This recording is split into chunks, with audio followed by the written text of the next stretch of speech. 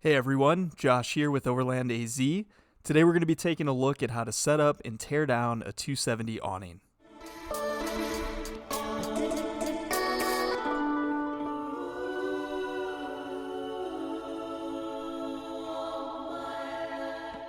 Alright, so the first thing we're going to do here is unzip the cover, and there's a couple Velcro straps under here holding all the material up into the cover. We're going to undo those straps and we can start pulling the awning out.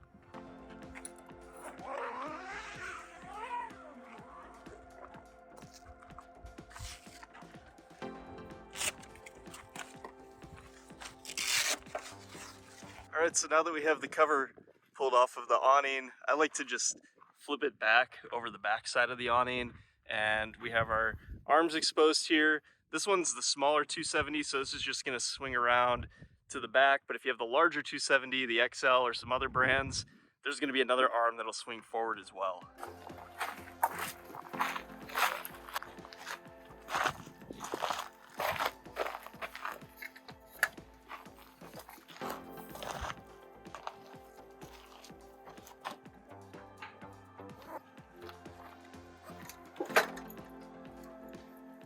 Now the awning is freestanding in gentle light winds. If you're going to expect any rain or heavy winds, I would put all the poles down and then tie these guy lines off. I'll show you how to do that in a moment. One thing I always do with this though is this last outer support. I do always drop this one down. It just helps make the whole awning feel a lot more rigid, and it's out of the way. It's over by the side of the vehicle anyways, so it doesn't really get in the way. And up here, you have a nylon strap with a tensioner on here, and you can just hook this anywhere. Some roof racks will have accessories that you can add to hook things onto. On our Gobi rack, there's no shortage of things we can connect that to, so just hook that onto your rack and then pull that tight to bring the awning around. All right, it's a little bit breezy here today, so we're gonna bring down all of the arms on the awning just to give us a little bit extra support, and then we're gonna stake down the guy lines so that if any really crazy winds come through here, this thing's going to stay right where we have it.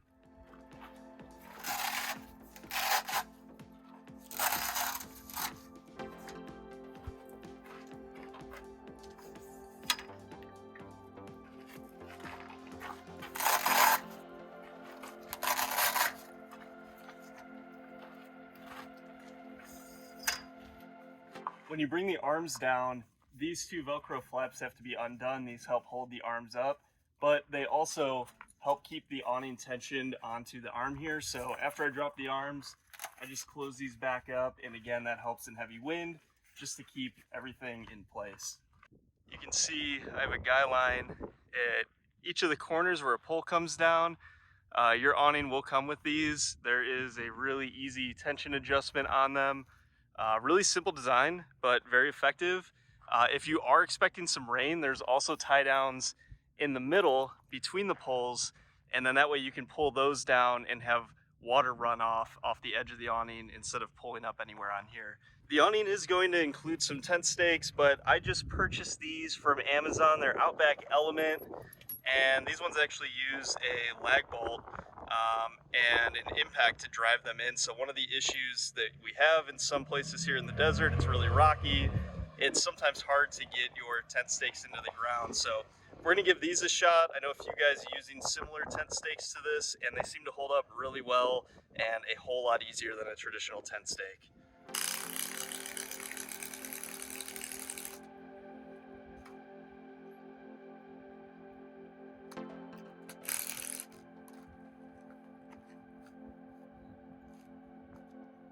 You can see here to tension these, the line is just ran through this plastic rigging, and we can just pull this up, and that'll add all the tension that we need to hold the awning in place.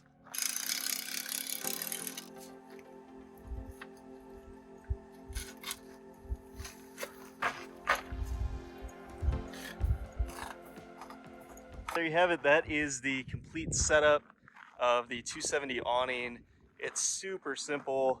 I really like that you can do this easily with one person, and especially if it's not going to be windy, you don't really need the arms or anything. You can just pop this open real quick for lunch on the trail, and it will handle some pretty severe weather if you needed to, tied down with the legs. So really enjoy this.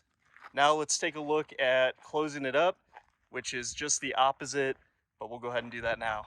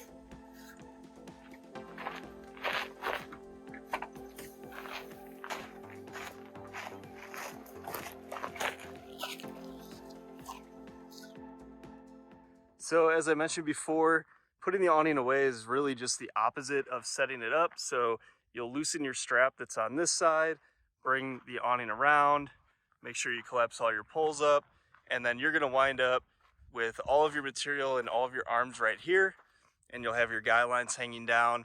What I like to do with the guy lines is just kind of hang them right here and roll them up into the fabric. We'll do the Velcro up top and we can zip up our cover.